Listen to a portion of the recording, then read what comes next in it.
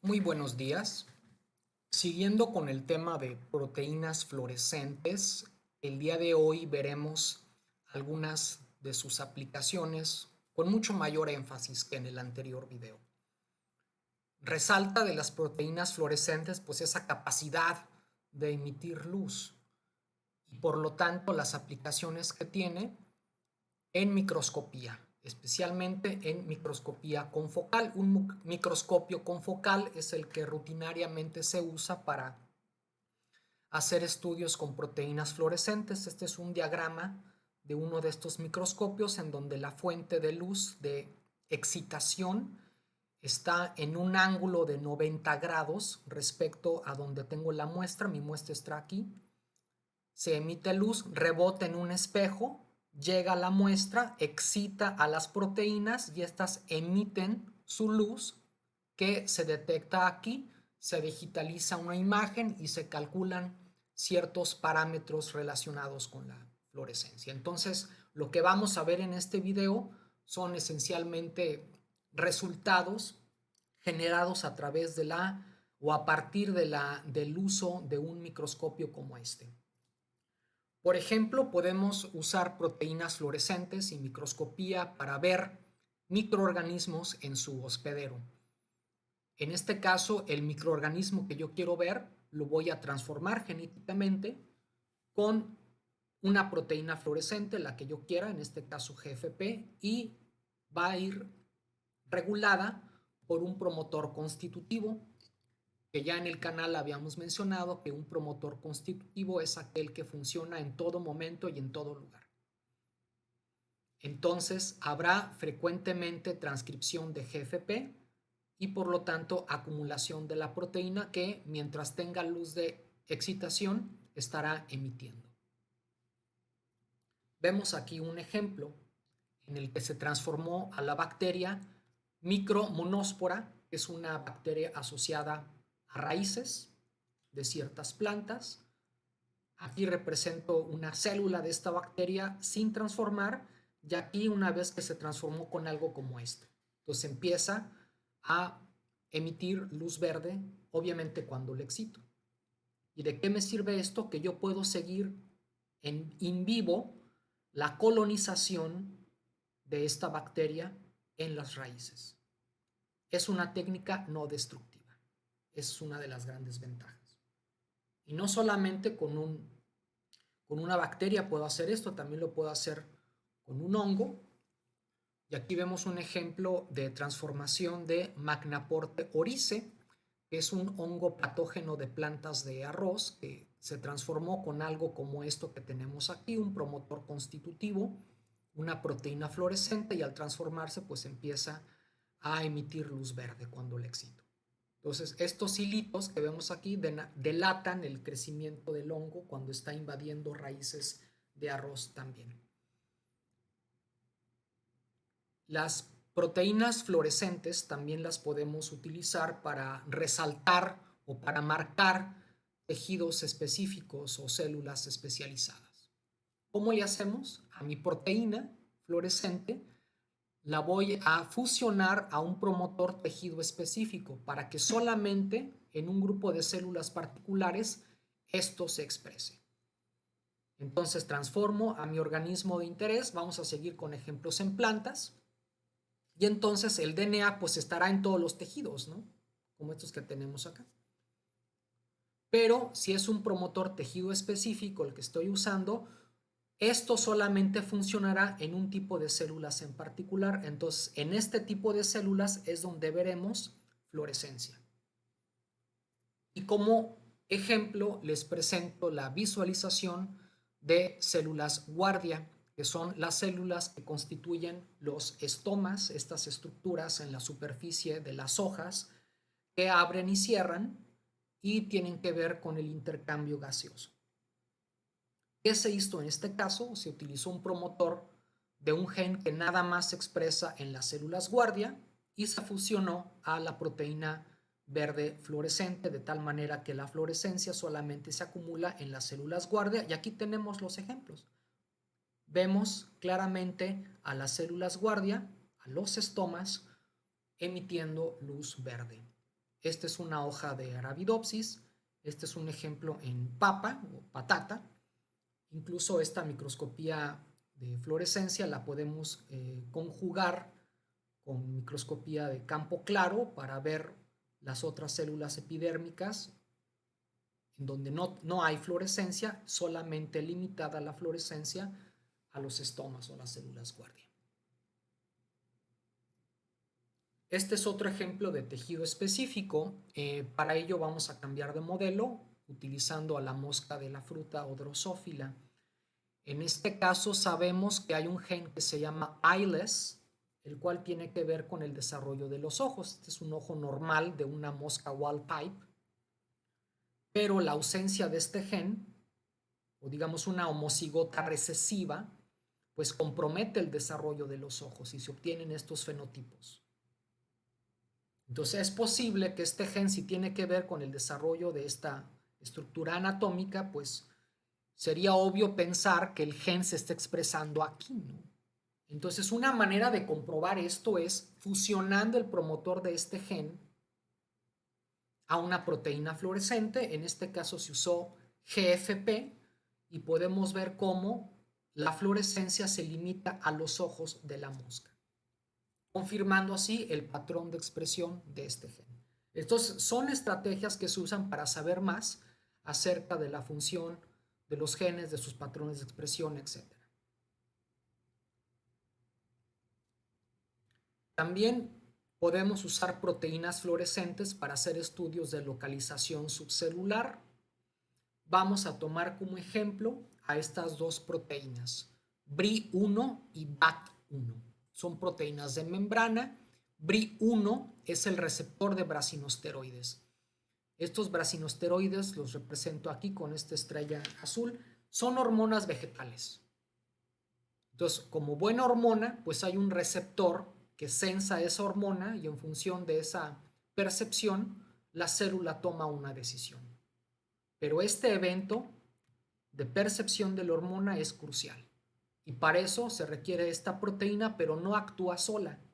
Requiere de su socio BAC1.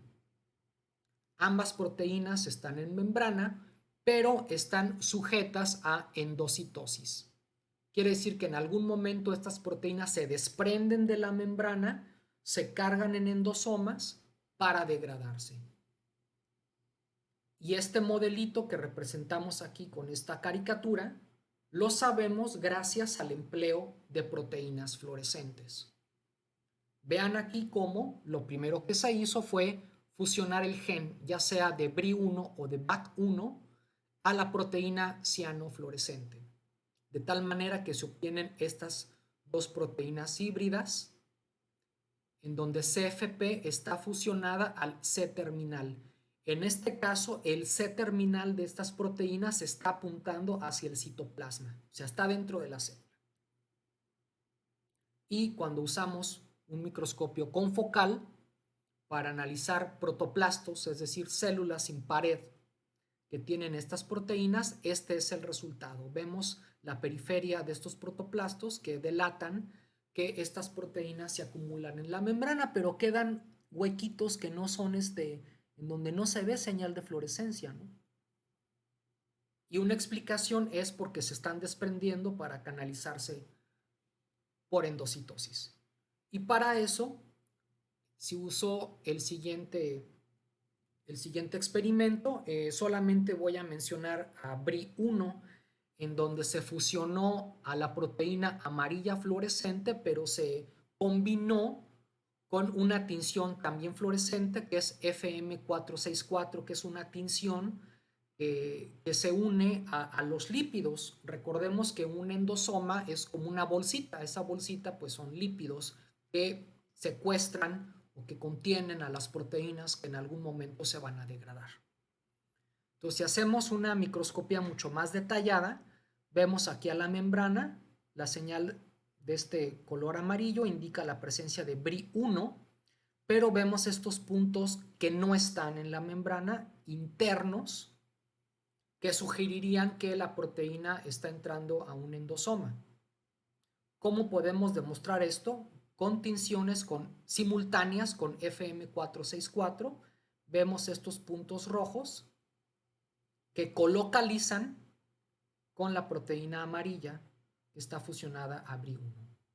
Entonces, esta es una evidencia de que BRI1 no solamente está en la membrana, sino que se canaliza por endocitosis y que se rodea de lípidos, obviamente.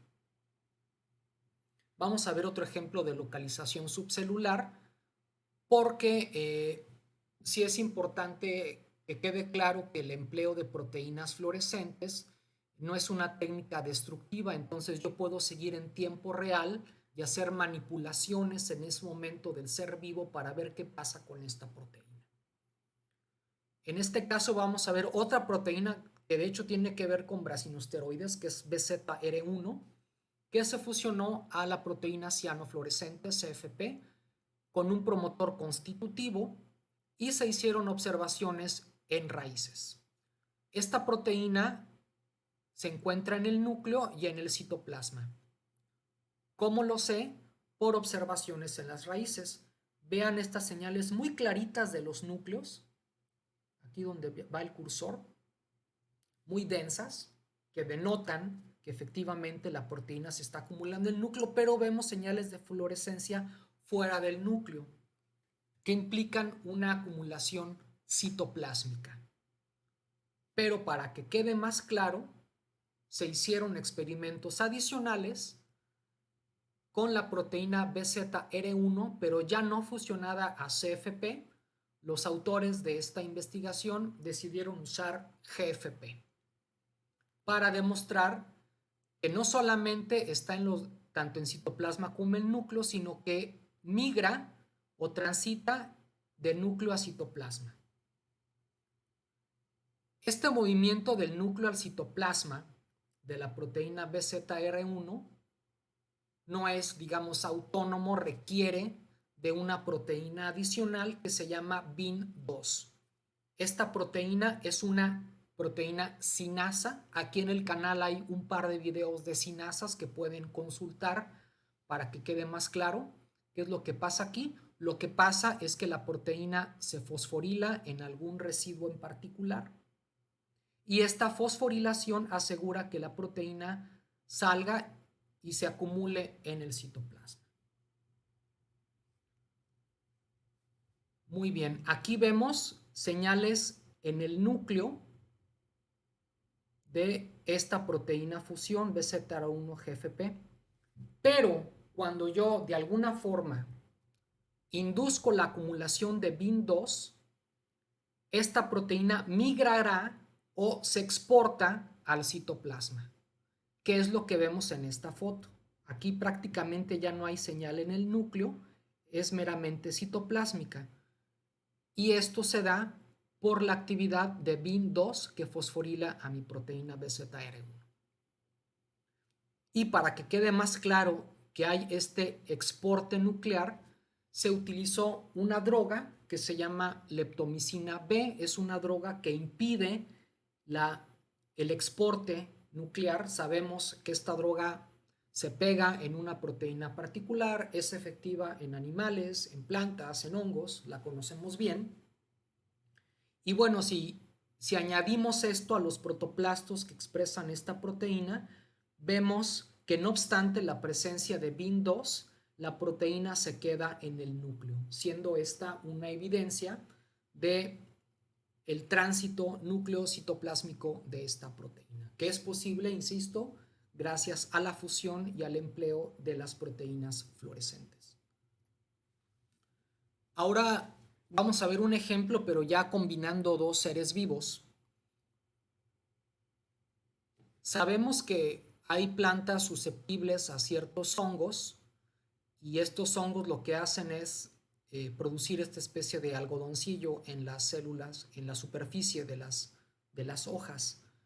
Lo que hacen los hongos es empezar a crecer o a establecerse en la superficie y generar estas como esponjitas que se llaman austorios y que están chupando los nutrientes que tiene la célula vegetal.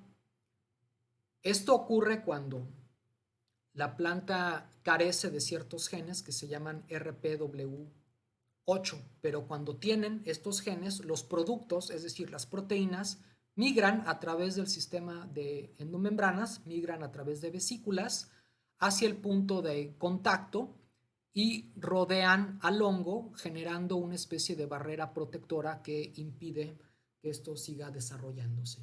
Obviamente la proteína esta, RPW, no migra sola, hay otras proteínas que acompañan y que ayudan a este tránsito. Y lo sabemos gracias a la fusión con proteínas fluorescentes.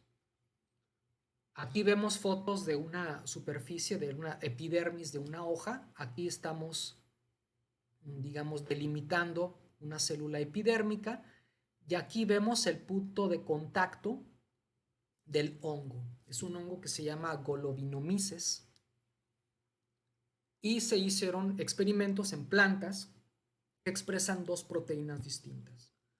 RPW 8.2, que es la proteína de resistencia fusionada a la proteína amarilla, que no necesariamente la visualizamos amarilla al analizar o al verlo por el microscopio, y una proteína que acompaña a este proceso que se llama BAMP 722, que está fusionada a la proteína roja fluorescente. Aquí vemos la señal de ambas proteínas, sí, en la membrana, pero hay una focalización de esta señal en el punto de contacto del hongo que confirmamos aquí con esta colocalización. Son dos paneles de figuras porque son dos tiempos distintos después de la inoculación del hongo. Pero el mensaje es que ambas proteínas llegan al sitio de contacto o al sitio donde el hongo se está empezando a desarrollar. Las proteínas fluorescentes, como la proteína amarilla, tiene una cierta propiedad que la podemos aprovechar para conocer más acerca del tránsito subcelular de las proteínas, que es el blanqueo, que le decimos en inglés photobleaching. Ya hay una variante, una técnica que le llamamos FRAP, por sus siglas en inglés. Y bueno, ¿en qué consiste esto? Sabemos que una proteína fluorescente, por ejemplo la amarilla, se va a excitar con una cierta longitud de onda y emite luz. Pero si exageramos en este tratamiento, el cromóforo, es decir, la parte de la molécula que sensa la luz, se va a modificar químicamente y entonces ya no va a absorber luz y tampoco va a emitir. Esto pareciera algo malo, una desventaja, pero la podemos utilizar para saber más acerca del tránsito de las proteínas o del tráfico de las proteínas. Vean aquí, vamos a suponer que esto que tenemos aquí es el punto de contacto del hongo con la planta y esto que tenemos aquí denota la presencia de la proteína fusión RPW 8.2 GFP. Si irradiamos mucha luz, esta señal de fluorescencia va a desaparecer, va a haber un blanqueo, como vemos aquí. Entonces, habrá proteína, pero no se excita ni emite luz. Pocos segundos después, empezamos a ver cómo la fluorescencia reaparece en el punto de contacto. Entonces, no quiere decir que esta volvió a emitir luz, quiere decir que llegó nueva proteína. Por lo tanto, este proceso es dinámico y lo podemos confirmar gracias a esta propiedad de photobleaching. Y finalmente veremos una aplicación de proteínas fluorescentes que tiene que ver en estudios de interacción proteína-proteína, que es la técnica FRET por sus siglas en inglés, es algo así como transferencia de energía de resonancia Forster, que no necesariamente la aplicamos en un microscopio confocal. Si la vamos a aplicar con un microscopio, también le llamamos FLIM, que hace énfasis en el empleo de microscopía. Bueno, ¿en qué consiste esto? Queremos comprobar que hay una interacción física entre dos proteínas. Entonces, una de ellas la fusiono a CFP, la ciano, y la otra a la proteína amarilla. Si estas proteínas tienen una interacción física, la distancia que habrá entre ellas será a lo más de 10 nanómetros. ¿Qué es lo que hago aquí?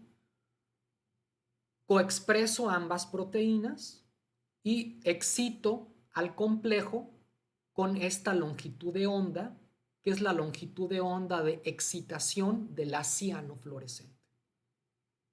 Entonces esta proteína se excita y no le gusta estar así y se va a deshacer, va a disipar esa energía, pero no en forma de fotones.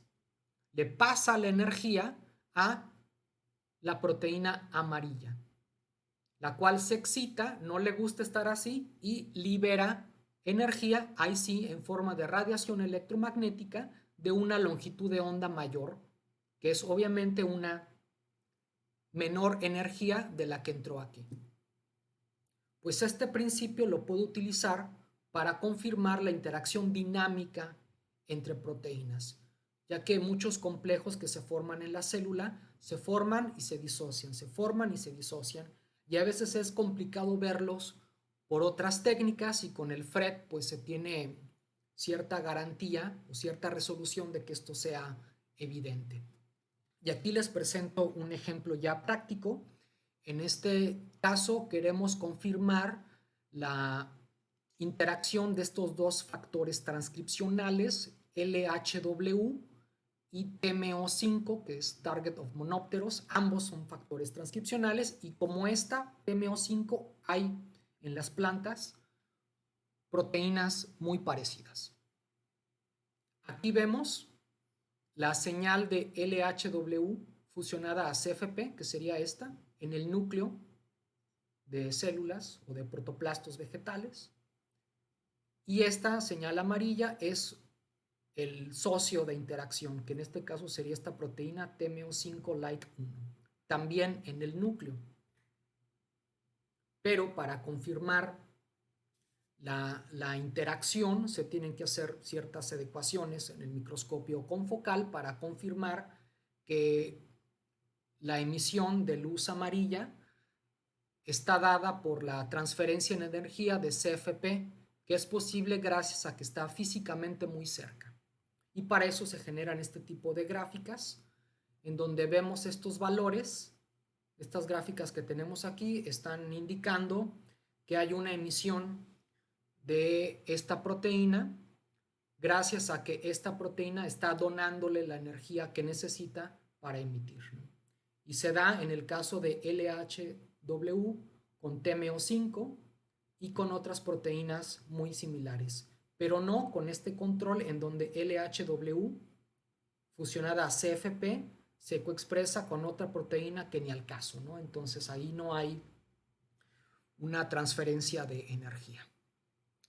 Y pues bueno, estas fueron algunas aplicaciones de proteínas fluorescentes. Espero que sea de utilidad y espero nos veamos próximamente.